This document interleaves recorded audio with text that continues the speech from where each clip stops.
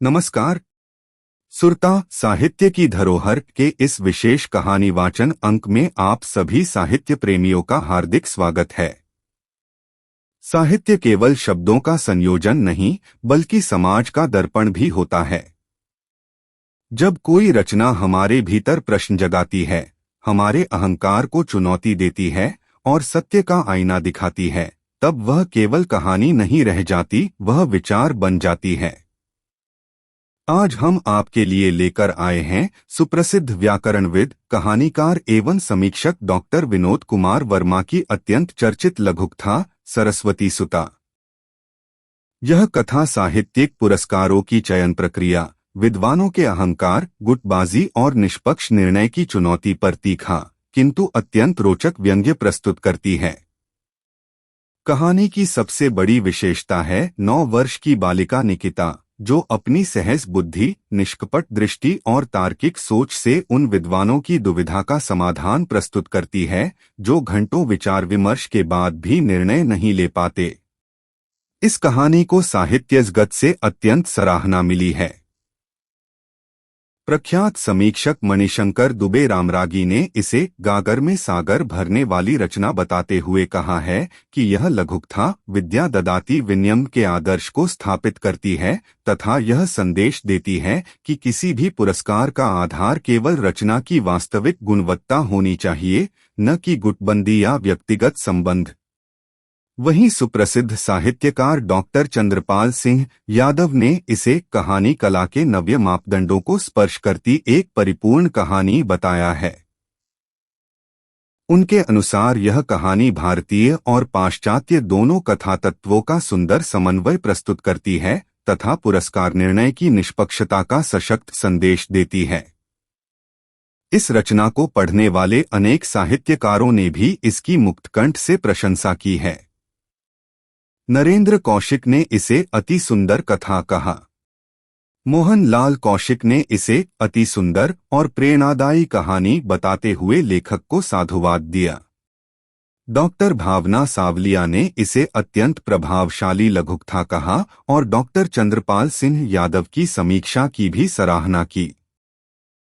सुरेश सिंह बैस, प्रयास प्रकाशन, ने इसे बेहतरीन, प्रवाहपूर्ण, सरल और शिक्षापूर्ण कथात्मक प्रसंग बताया। वहीं डॉक्टर सुषमा त्रिपाठी ने संक्षिप्त शब्दों में इसे बेहद उम्दा कहानी कहा। तो आइए बिना किसी विलंब के सुनते हैं डॉक्टर विनोद कुमार वर्मा की चर्चित लघुकथा सरस्वती सुता।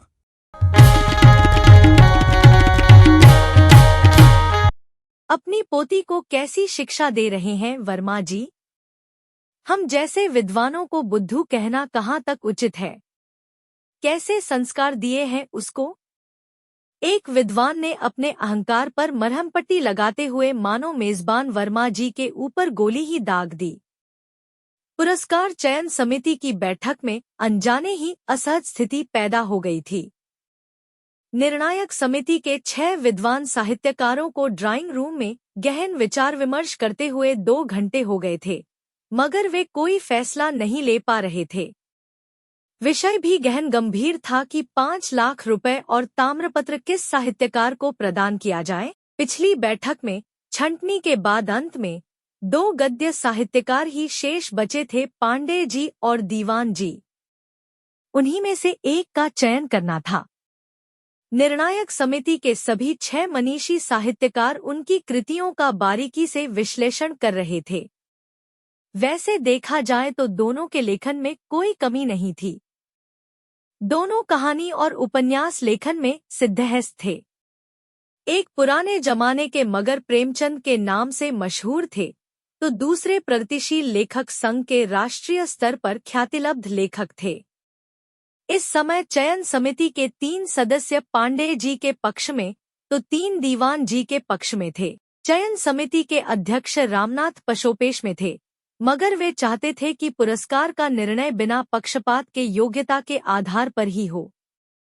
दोनों साहित्यकारों को संयुक्त रूप से पुरस्कार देना संभव नहीं था, क्योंकि नियमावली में यह पुरस्कार प्रदेश के केवल एक ही साहित्यकार को देने का प्रावधान था। चयन समिति के संयोजक वर्मा जी के बंगले के बाहर फैसले के इंतजार में दोनों साहित्यकारों के सैकड़ों समर्थक डटे थे, मानो चुनाव का परिणाम घोषित होने वाला हो। पुरस्कार की राशि बड़ी थी, वैसे ही दोनों साहित्यकारों का कद भी बड़ा था। प्रगतिशील गुट और स्थानीय गुट में गलाकाट प्रतिस्पर्धा के कारण पुरस्कार की घोषणा के बाद ढोलनगाड़ों के साथ जुलूस निकलना तय था। सेठ रावलमल की स्मृति में प्रति वर्ष दिया जाने वाला यह पुरस्कार प्रदेश में सबसे बड़ा साहित्यिक सम्मान माना जाता है। ड्राइंग रूम में 9 बरस की निकिता बार बार आ जा रही थी। आखिरकार निकिता के सब्र का बांध टूट ही गया। उसने शिकायती लहजे में कहा, क्या दादाजी, आप लोग 2 घंटे से यहाँ बुद्धू जैसे बैठे एक ही विषय पर चर्चा कर रहे हैं। यहाँ से आप लोग कब जाएंगे? मुझे टीवी पर एक साइंस फीचर फिल्म देखनी है। हम लोग एक फैसला नहीं ले पा रहे हैं, बेटी। वर्मा जी की बात अधूरी ही रह गई। निकिता तपाक से बोली, मुझे मालूम है दादाजी, आप सब लोग थोड़े थोड़े बुद्धू भी हैं। मैं फैसला कर दूंगी, पर मुझे 50 रुपए तुरंत चाहिए। निकिता की बात से वर्मा जी को छोड़ सभी मनीषी साहित्यकार हैरान परेशान हो गए। वर्मा जी ने उसे 50 रुपए देकर पूछा, इसका क्या करोगी बेटी? मुझे अपनी सहेलियों को चॉकलेट खिलाना है, वे मेरा इंतजार कर रही हैं। मैं 10 मिनट में आती हूँ।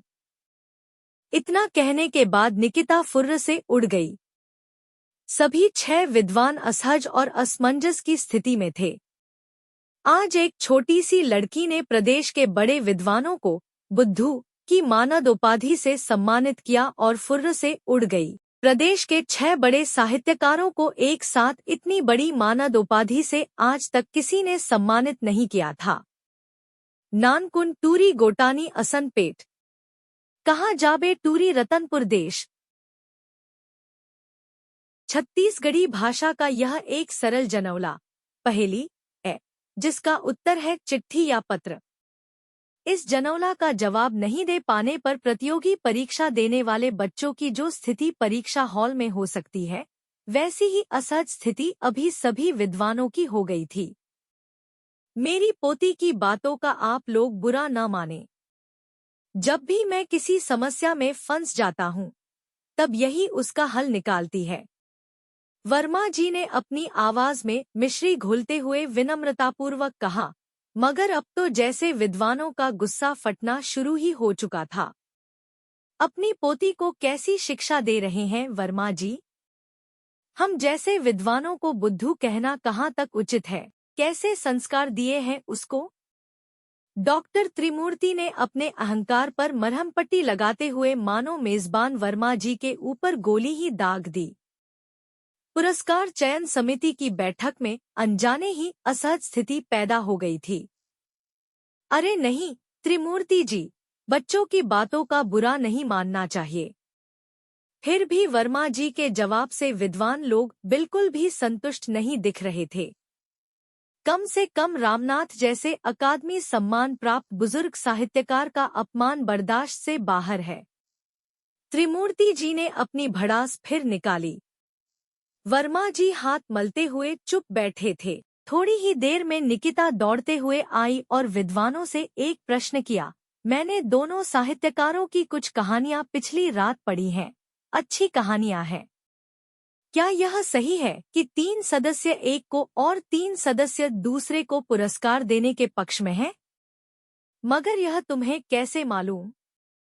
एक सदस्य ने निकिता से प्रश्न किया। अगर ऐसा न होता तो आप लोग निर्णय ले चुके होते, निकिता ने जवाब दिया। सभी विद्वान उसकी बातों से संतुष्ट दिखे।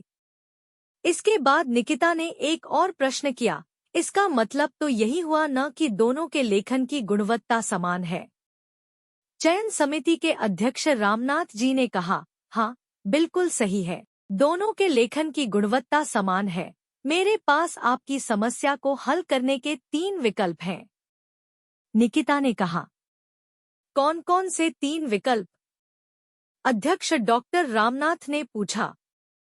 पहला विकल्प, वरिष्ठता के आधार पर जिनकी उम्र ज्यादा हो उन्हें यह पुरस्कार दे दें।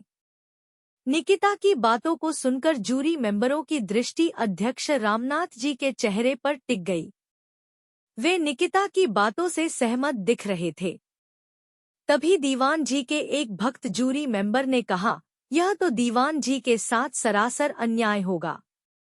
उम्र में वे छोटे जरूर हैं, परंतु पुरस्कार के असली हकदार तो वही हैं।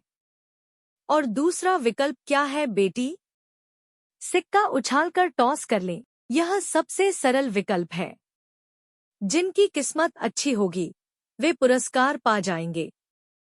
आप लोगों पर कोई दोषारोपण नहीं कर सकेगा। कमरे में सन्नाटा छा गया। 5 मिनट तक कोई कुछ नहीं बोला। फिर अध्यक्ष डॉक्टर रामनाथ ने कहा, बेटी, तीसरा विकल्प क्या है? निकिता मुस्कुराई। वह बोली, मैं जानती थी कि पहले 2 विकल्पों पर आप सहमत नहीं होंगे। अब यह तीसरा और आखिरी विकल्प है, मगर इससे भी शायद आप लोग सहमत नहीं होंगे। निकिता ने बड़े आत्मविश्वास से कहा। वह क्यों बेटी? सहमत क्यों नहीं होंगे? बुद्धिजीवियों के विचार मेंढकों की तरह होते हैं। उन्हें तौलना बड़ा कठिन है, क्योंकि वे तौलते समय तराजू से कूद पड़ते हैं। निकिता खिलखिलाकर हंसने लगी। उसे हंसता देखकर सभी साहित्यकार एक दूसरे का मुंह देखकर हंसने लगे। यह उन सभी साहित्यकारों के ऊपर करारा व्यंग्य था, मगर कुछ हद तक सही भी था। ठीक है बेटी, अब तीसरा विकल्प बता दो, अध्यक्ष डॉक्टर रामनाथ ने कहा। इसके बाद निकिता ड्राइंग रूम के कोने में रखे डिजिटल वजन मशीन को खींचकर बीच में ले आई और अपने मयारू दादाजी को आदेश दिया, दोनों साहित्यकारों की पुस्तकों का वजन करिए दादाजी। वर्मा जी ने पुस्तकों का वजन किया तो डॉक्टर पांडेय की कुल 12 पुस्तकों का वजन 6 किलो और डॉक्टर दीवान की 22 पुस्तकों का वजन 6 किलो 200 ग्राम था। सभी विद्वान निकिता की कार्रवाई को ध्यानपूर्वक देख रहे थे और कुछ समझने की कोशिश भी कर रहे थे। इसके बाद निकिता दोनों साहित्यकारों की पुस्तकों को अलट-पलट कर देखने लगी और कुछ सोचने के बाद उसने घोषणा की, पांडेय अंकल को पुरस्कार मिलना चाहिए। एक विद्वान ने प्रश्न किया, बेटी, दीवान जी की पुस्तकों की संख्या ज्यादा है और वजन भी 200 ग्राम ज्यादा है, फिर तो दीवान जी को ही यह पुरस्कार मिलना चाहिए। विद्वान साहित्यकार के प्रश्न के प्रत्युत्तर में निकिता ने प्रश्न किया, अंकल, आप लोग पुरस्कार का फैसला क्यों नहीं ले पा रहे हैं? विद्वान ने कुछ सोचकर जवाब दिया, बेटी, दोनों का लेखन एक समान गुणवत्तापूर्ण है, फैसला न होने का यही मुख्य कारण है। निकिता बोली, पांडेय अंकल की पुस्तकों का फॉन्ट साइज छोटा है, जिसके कारण उनकी पुस्तकों में शब्द संख्या ज्यादा है। गुणवत्ता एक समान होने के कारण शब्द संख्या का ज्यादा होना ही पुरस्कार का आधार बनेगा। सभी विद्वान निकिता की तर्क शक्ति को देख आश्चर्यचकित थे। अब सबसे बड़े साहित्यकार रामनाथ जी के बोलने की बारी थी। शाबाश बेटी, तुम सचमुच सरस्वती सुता हो। हम सब तो केवल सरस्वती सेवक हैं। ज्ञान के साथ अहंकार भी फलता फूलता है, इसीलिए फैसला लेने में चूक भी हो जाती है। तुम्हारी यह बात भी सही है कि विद्वान व्यक्ति थोड़े थोड़े बुद्धू भी होते हैं। तुम्हारा फैसला एकदम सही है बेटी। पुरस्कार पांडेय जी को मिलेगा। आपने सुनी डॉक्टर विनोद कुमार वर्मा की विचारोत्तेजक लघुकथा सरस्वती सुता। यह कहानी केवल पुरस्कार चयन की कथा नहीं है, बल्कि यह हमें सिखाती है कि सच्चा ज्ञान विनम्रता, निष्पक्षता और तर्कशीलता से ही सार्थक होता है। कभी कभी एक निष्कपट बालमन वह सत्य देख लेता है जिसे अहंकार से भरा विद्वान भी नहीं देख पाता। यही कारण है कि इस कहानी ने साहित्य जगत में व्यापक चर्चा और प्रशंसा अर्जित की। मणिशंकर दुबे रामरागी ने इसे ज्ञान, व्याकरण, सूचना सिद्धांत और गागर में सागर की परंपरा से जोड़ते हुए इसकी गहन अर्थवत्ता को रेखांकित किया, जबकि डॉक्टर चंद्रपाल सिंह यादव ने इसे कहानीकला के नवीन मानदंडों को स्पर्श करने वाली परिपूर्ण कहानी बताया। साथ ही नरेंद्र कौशिक, मोहन लाल कौशिक, डॉक्टर भावना सावलिया, सुरेश सिंह बैस तथा डॉक्टर सुषमा त्रिपाठी सहित अनेक साहित्यकारों ने इस रचना की सराहना करते हुए इसे प्रेरणादायी, प्रवाहपूर्ण, शिक्षाप्रद और उत्कृष्ट कहानी कहा। सुरता साहित्य की धरोहर उन सभी साहित्यकारों, समीक्षकों और पाठकों का हृदय से आभार व्यक्त करता है जिनकी सार्थक प्रतिक्रियाएं साहित्य को जीवंत संवाद बनाती हैं। यदि आपको आज का यह कहानी वाचन पसंद आया हो तो इसे अपने साहित्य प्रेमी मित्रों के साथ अवश्य साझा करें। हमारे चैनल को सब्सक्राइब करें और अपनी प्रतिक्रिया कमेंट के माध्यम से हमें अवश्य लिखें। अगले अंक में फिर मिलेंगे एक नई रचना, नए विचार और नई साहित्यिक यात्रा के साथ। नमस्कार। जय हिंदी, जय साहित्य।